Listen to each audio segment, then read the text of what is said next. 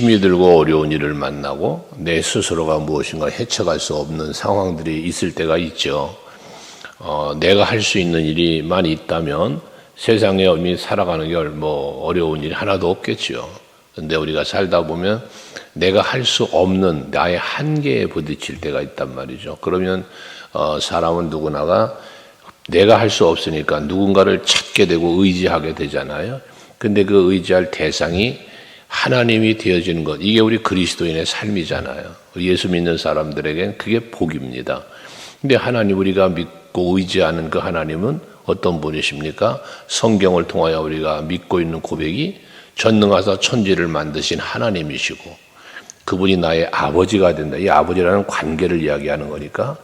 그러니 우리에게 그보다 더 큰 복이 어디 있겠어요? 천지를 지은 창조주가 나의 아버지인데 우리의 구원의 주님이 또 계시고 우리는 그래서 하나님의 자녀가 됐다는 거예요. 그 자녀들을 권세라고까지 얘기하잖아요. 이것보다 더 큰 은혜와 복이 어디 있겠는가. 그래서 여러분에게 늘 말씀드리지만 내가 받은 은혜, 내가 받은 복, 그 가치를 우리가 알아야 된다. 그 가치와 소중함을 알면 알수록 내가 누리는 게 그만큼 많아지는 거예요. 근데 오늘 1절에 시편 기자의 고백을 보면 하나님은 우리의 피난처가 되고 힘이 된다. 그럼 내가 피할 수 있는 곳이 하나님이라는 거잖아요. 또 힘이시니까 나를 도와주실 수 있는 분이 하나님이시다는 거잖아요. 내 힘을 내가 한계에 부딪혔을 때 그 한계를 넘어설 수 있는 모든 일을 스스로 하나님이 나에게 힘이 되어서 도와주신다는 거잖아요. 그러니까 앞에 18편에도 다윗도 고백한 것처럼 하나님을 나의 힘으로 삼고 하나님을 나의 도움으로 삼는 그렇게 살 수 있는 내가 되었다는 거잖아요. 그게 얼마나 감사한 일이겠습니까? 여러분이 하루하루를 살아가면서도 하루 중에도 어느 한순간 우리가 힘들 일이 있을 때 그때 피하고 싶고 의지할 수 있느니 나에게 힘이 되어 위로도 되시고 격려자도 되시고 때로는 힘든 일을 헤쳐나갈 수 있는 능력도 주시고 이게 하나님. 그러니까 그 하나님이 나의 피난처의 힘이 된다는 거예요. 그러다 보니까 그 힘이 대신에 어떻게 돼? 환난 중에 만날 큰 도움이다 라고 말씀하지 않습니까? 환난은 우리에게 고난이죠. 환난은 힘든 거예요. 근데 그때 나의 큰 도움이 되신다는 거예요. 왜? 하나님이 내 피난처가 되고 힘이 돼 주시니까요. 그래서 항상 여러분들이 오늘 말씀 중에 보면 1절뿐만 아니라 7절에도 보면 나의 우리의 피난처라고 말씀하고 있고 뒤에 마지막 11절에도 보면 우리의 피난처다라고 말씀하고 있는데 다윗은 18편에서 나의 산성이시다 이런 표현도 했어요. 그 마찬가지의 원어적 의미는 같은 의미로 볼 수 있는 건데 피난처가 됐다, 산성이 되었다. 내가 나를 보호해 줄 수 있는 것을 의미하는 거니까요. 하나님이 바로 그런 나의 보호자가 되신다는 겁니다. 뿐만 아니라 힘이 되어 주셔서 나의 능력, 내가 할 수 있는 어떤 원동력 이것이 되어 주실 뿐만 아니라 뒤에 보면 1절에도 보면 나의 도움이 되신다고 큰 도움이 되신다고 말하잖아요. 5절에도 보면 새벽에 나를 도우신다고 도움을 말씀하고 있어요.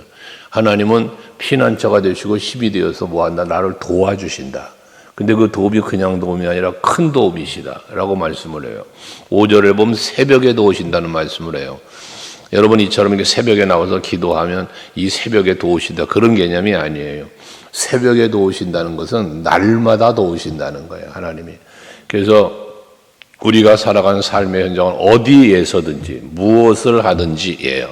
새벽마다 여러분들을 위하여 이 말씀 후에 늘 기도하며 축복하는 기도잖아요. 오늘도 한날 어디를 가든지 무엇을 하든지 어디 머물든지 항상 함께 하시고 도와달라고 기도를 하는 건데 이게 바로 새벽에 도우시리로다라는 것입니다. 물론 역사적으로 성경의 역사를 보면 실제적으로 새벽에 하나님께서 도우셨던 그런 일들이 많이 계시지 않습니까? 그런데 꼭 이른 새벽이라는 그 시간의 개념만이 아니라 날마다라는 개념도 있다. 그래서 항상 함께 하시고 항상 도우시는 하나님. 피난처와 힘이 되시는 게 어떻다는 거예요? 항상 피난처요, 항상 힘이 되시는 거예요. 그게 우리에게 언제나 함께 계시는 분. 그러면서 우리에게 도와주시는 그런 하나님이시라는 거지 않습니까? 그러니까 하나님이 나의 피난처가 되고 힘도 되고 도움이 되시니 그러므로 두렵질 않다는 거예요. 3절에 보면 바닷물이 솟아나고 뛰놀든지 그것이 넘침으로 산이 흔들릴지라도 이 얼마나 크고 위협스러운 일이 벌어지는 겁니까? 그렇게 힘들고 어려운 바닷물이 솟아나 또 산이 흔들려 이런 엄청난 그런 일이 벌어져도 뭐 합니까? 그 3절에 보면 우리는 두려워하지 아니하리로다. 그래요. 상황은 두려워할 일이에요. 상황은 무섭습니다. 그런데 두려워하지 않는다는 거예요. 왜? 하나님이 나의 힘이 되고 피난처 되고 도움이 되시니까 그 믿음 때문에 흔들리지 않는 거잖아요. 앞에 시편 16편에서 다윗이 고백 중에 여호와를 내가 항상 내 앞에 모시며, 이건 뭐예요? 늘 하나님과 동행하는 걸 말하는 거잖아요. 하나님이 나와 함께 계시니까 내가 흔들리지 않는다라는 그런 고백을 하지 않습니까? 두려워하지 않을 뿐만 아니라 흔들리지도 않는데 5절에 말하는 거예요. 하나님이 그 성중에 계심에 성이 흔들리지 아니할 것이다 라고 말씀합니다. 그러니까 언제나 하나님이 나를 도와주시고 나의 힘과 능력이 되어주시면 두렵지도 않고 흔들리지도 않아요. 시편 27편의 다윗의 고백, 아들 압살롬으로부터 반역을 받고 도망하는 그러한 상황 속에서도 지은 시편, 하나님은 나의 구원이시요 또한 능력이 되시고 생명의 빛이 되시니 내가 두렵지 않다잖아요. 무섭지도 않다잖아요. 오히려 여전히 태어나리로다라는 고백을 하지 않습니까? 이게 믿음이에요, 믿음. 그러니까 여러분에게도 믿음이 있으면 뭐가 온다? 소망이 있다. 내가 하나님을 믿기 때문에 그 믿음이 하나님 나의 피난처여 힘이시여 도움이시라 오늘 본문을 말하면 그 믿음이 그 믿음이잖아요. 그러니까 뭐 합니까? 그 믿음이 두려움을 이겨내고 그리고 또 뭐든 흔들리지 않고 이라는 거지 않습니까? 로마서 4장 17절 이하의 말씀에 보면 사도 바울을 통해서 아브라함의 믿음을 말씀하시잖아요. 그 아브라함의 믿음에 대해서 보면 자기가 자기의 형편과 사정을 다 알아. 하지만 약해지지 않았다, 흔들리지 않았다, 의심하지 않았다. 아브라함의 믿음을 그렇게 말하지 않습니까? 그러니까 그럴 수 있었던 이유는 믿음으로만 가능한 거라고 말이에요. 그래서 여러분들도 하나님이 나의 피난처여 힘이요 도움이라는 믿음을 갖고 두려워하지도 말고 흔들리지 않는 삶을 살 수 있는 여러분 되시기를 바랍니다. 그리고 고린도전서 15장 57절 58절 말씀을 여러분에게 자주 드리잖아요. 그리스도 예수로 말미암아 이김을 주신 하나님께 감사한다. 그러니까 내가 이기게 하시는 하나님이란 말이에요. 피할 바위가 되시고 요새가 되시고 능이 되시고 도움이 되신 그 하나님이 계시니까 내가 늘 이기는 자가 되는 거예요. 여러분 살다 보면 어떤 상황에 부딪혔을 때 그 상황이 걸림돌이 되어 넘어지는 사람들이 있잖아요. 근데 어떤 사람은 걸림돌을 디딤돌 삼고 넘어간다 하지 않습니까? 이기는 자예요. 여러분 신앙생활은 특별히 영적으로 세상만 아니라 영적으로 우리의 신앙생활도 이기는 자의 삶을 살 수 있어야 돼요. 근데 그 이긴다는 것은 내가 못 이겨요. 우리 인간은 언제나 늘 말하지만 한계가 있어요. 사람의 능력은 한계가 있단 말이에요. 그러니까 어떤 한계에 부딪히면 넘어질 수 있고 한계에 부딪히면 포기할 수 있고 패배자가 될 수 있는 거거든요. 하지만 어떻습니까? 이기는 자는요. 그가 환난을 안 당하는 게 아니에요. 시험을 안 당하는 게 아니에요. 두렵고 힘든 일을 안 만나는 게 아니에요. 그런 상황을 남들처럼 다 만나는 거예요. 만나지만 뭐예요? 그걸 이겨가는 거예요. 그래서 지난번 임직식 때도 말씀을 드린 것처럼 이긴 자들이 이 자리에 있다 그랬잖아요. 여러분 항상 신앙생활을 하시면서는 이기는 신앙생활을 해야 돼요. 근데 이김이 어떻게 이긴다? 그리스도 예수로 말미암아예요. 오늘 여기 시편 기자도 다윗도 많은 성경의 말씀이지만 하나님을 믿는 믿음의 사람이 결과적으로 그 믿음으로 이기는 거예요. 믿음이 약해질 때 넘어지고 패배자가 되는 거거든요. 믿음이 있으면 소망이 생기고 소망이 있으니 즐겁고 그런 환난 중에도 즐거워한다고 로마서 5장 말하는 거 아닙니까? 오늘 이 시편 기자도 마찬가지인 거예요. 그래서 항상 그 예수 그리스도로 말미암아 이김을 주시니까 형제들아 흔들리지 말며 견실하며 그러잖아요. 흔들리지 말고 견실하며 주의 일에 더욱 힘쓰는 자들이 되라. 그리하면 너의 그 수고가 결코 헛되지 않은 줄 알미라. 이게 소망이에요. 믿음으로 흔들리지 않고 견실해지고 그 믿음 때문에 소망이 생기니 헛되지 않다는 소망을 가지니 즐겁잖아요. 기쁘잖아요. 우리 헌신하는 모든 모습들이 그런 거예요. 사도 바울이 왜 감옥에 갇혀도 찬송을 합니까? 깊은 감옥에 갇혔다잖아요. 로마 공항 앞에 그 순교지가 있는데 그 지하 감옥이에요. 그 지하 감옥이라도 뭐 큰 그런 시설되어 있는 감옥이 아니고 아주 조그만한 감옥이에요. 거기서 발에 착고 갇혀 있어서 그 지하 감옥에 갇혀 있는데 거기서 찬송을 불렀다잖아요. 어떻게 그런 힘들고 어려운 상황에서 찬송을 할 수 있을까요? 그게 믿음이요 소망인 거예요. 스데반 집사님 돌에 맞아 죽잖아요. 근데 그 얼굴이 천사 같대요. 그게 어떻게 가능해요? 믿음과 소망이 가능한 거잖아요. 하늘을 우러러보니 하늘문이 열리고 보좌 우편에 서 계신 누굴 봐요? 예수님을 봐요. 그게 그에게는 위로가 되고 힘이 되는 거예요. 그 순교당하는 그 고통의 순간을 이겨내는 것이죠.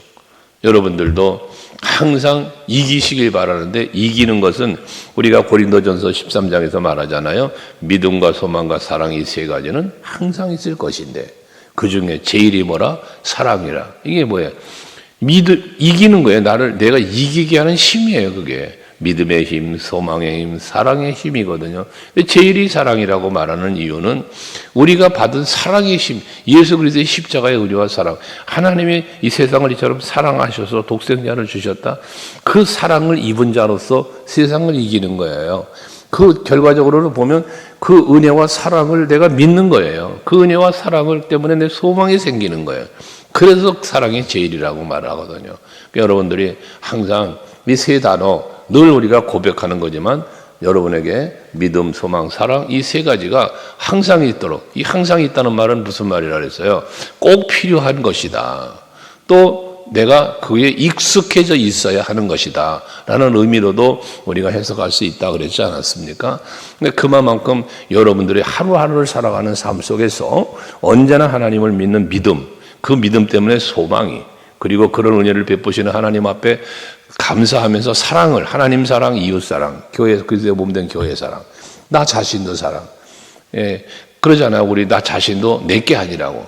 내 몸도 내게 아니야. 하나님의 것이야. 그러기 때문에 여러분 건강 관리도 그런 차원에서 해야 되는 거예요.